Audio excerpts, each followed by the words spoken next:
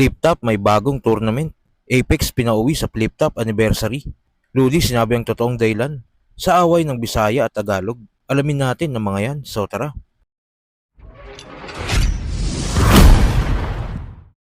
Nilabas na nga ni Enigma ang mga pasabog ngayong 2026 sa Flip Top. Siyempre ang isa buhay tournament at ang pagbabalik ng Process of Elimination 8 at ang maraming napapaisip na langit at lupa tournament. Dahil nga curious sa mga batera fans sa bagong tournament na ito ng Flip Top, inalam natin ang mga reaksyon ng mga battle MCs about dito.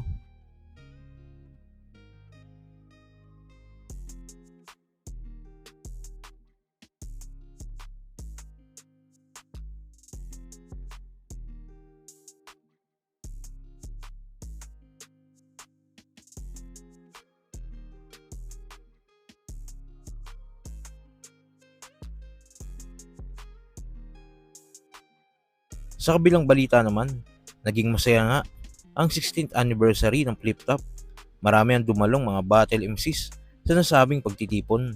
Sa kabila nga ng mga ito, may kumakalat ng mga balita na pinauwi daw sa Apex ng mga bouncers nang magtangka itong umaten ng Flip Top anniversary. At yun daw ay utos ni Enigma. Hindi natin alam kung totoo ito o fake news lang. Pero bilang nagmamahal sa Flip Top since day 1, tingin ko hindi magagawa yun ni Enigma.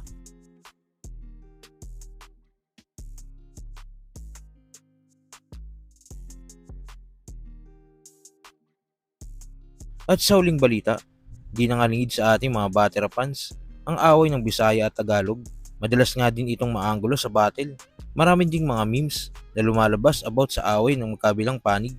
Meron pa na ginagawa na itong personal. Pero ayon sa hari ng tugma na si Looney, ang tunay na magkaaway talaga ay ang mahirap na Tagalog at mahirap na Bisaya.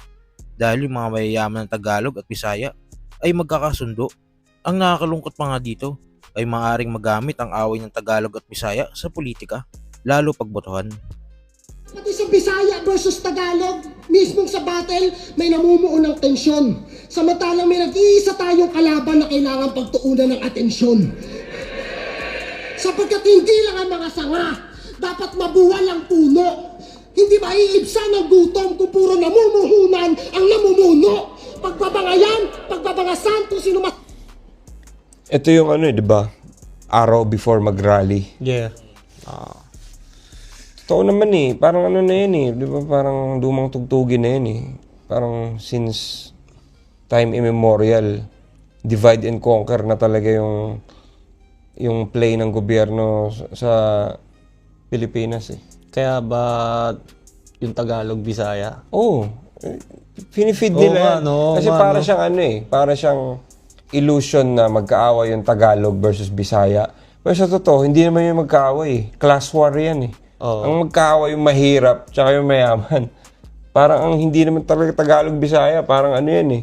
Parang yung mga mahirap, pinano nila na Bisaya dahil galing sa ano. Hirap. Hindi naman lahat ng Bisaya mahirap eh. Merong mga Bisaya na mas mayaman pa sa mga pinaka malakas manglait na Tagalog eh. And ganun din eh. Baliktad din. Hindi naman lahat ng Tagalog nasa ano eh, nakakaluwag. Hindi naman lahat ng Tagalog. Diba? Kumbaga ano siya eh. Nagiging stereotype na parang superior versus inferior eh. Na Tagalog versus Bisaya. Pero sa totoo, ano yun eh. Pinag-aaway lang nila yung mga mahihirap. Mahirap na Tagalog tsaka mahirap na Bisaya. Kasi yung mga Tagalog or Bisaya na sila lang mayaman. yung nag-aaway. Yung mahirap na, sila lang yung nagbabangayan eh. Yung mga mayaman na Tagalog tsaka mayaman na Bisaya nagko-collaborate. Tsaka wala silang pakialam Wala silang pakialam doon. It's beyond them. And nangyayari tuloy, yung mga nag-aaway na yun, sila yung marami. Sila yung majority. Yung nag-aaway. Oh, sila pa yung nagagamit sa ano. Meron akong ano, Sa halalan, sa ano. meron akong parang reel na in-upload about sa ganun, sa Bisaya, Tagalog. Siguro 1 month na ata yun.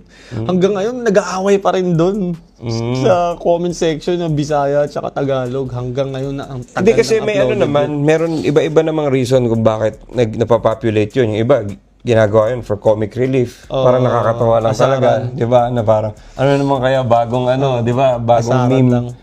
Pero yun nga, kung titingnan mo, kasi syempre, naungkat na rin ni MZ dito na hindi naman yung Tagalog versus Bisaya yung problema. Totoo naman talaga dahil yun yung ginagamit nila para mahati yung Pilipinas. Tinan mo, Madaling kontrolin. ba't tayo hindi maka-abante as a bansa? Kasi hati tayo lagi. Laging, sige, ito ka sa kulay na ganito, ako dito ako sa kulay na ganito. Walang gustong parang, hindi, buo tayo. Unite. Kaya yun nga, Yun yung play Yun yung pinaka-play na... divide and conquer. Divide and conquer. Sige, pag-awayan natin yung mga yan para... Madali tayo makapag-knockout. Madali natin silang makontrol. Yun yung ano nila, dun yung focus nila. Parang ito yung problema, pero sa totoo. Ayun, so sana nga talaga maggising na yung mga tao sa sobrang daming tao. Ang hirap gisingin lahat Iba-ibang ano sila Iba-ibang time zone. Minsan nakakatawa din magbasa ng mga comment nila, no? Pero nakakatakot lang pag seryosohin na nila na tangina. Kunyari, ako Bisaya ako. Tagalog to, masama to. Parang yung iba, tinitake serious na talaga yun Di ba? Parang nagiging totoo na sa paningin nila yung asaran lang sa social media na yun nga. Legit na talaga yung away. Pero kasi kasama yun Kumbaga yun yung mga knowledge na hindi nila sinasabi sa atin. Na alam nila na parang, alam mo yun, sensitibo yung mga ganitong bagay. Doon nila dadalhin sa, alam mo yun, na, kasi ang dami ng, lalo sa politika, di ba? Doon siya nagagamit Lahat ng Bisaya, dito lang boboto. Parang, lahat tayo, ganito lang. Parang nagiging black voting tuloy na parang hindi Parang it's about control. Sinong nagko-control nung isang side. Kung ikaw yung kunyari sa Bisaya side, ikaw iboboto ng lahat ng Bisaya. Sa kabilang side naman Tagalog. Parang Ang nangyari tuloy, walang parang kanya-kanyang ano ba, yung project ni ganito, hindi ko yung susuportahan, project ni ano yan Parang imbis na isang buong, parang laging may gantihan, laging may personal vendetta na, sige, pag pamilya naman namin, aapihin naman namin ang mga nandito. Lagi na lang may mga biktima, lagi na lang, never-ending cycle.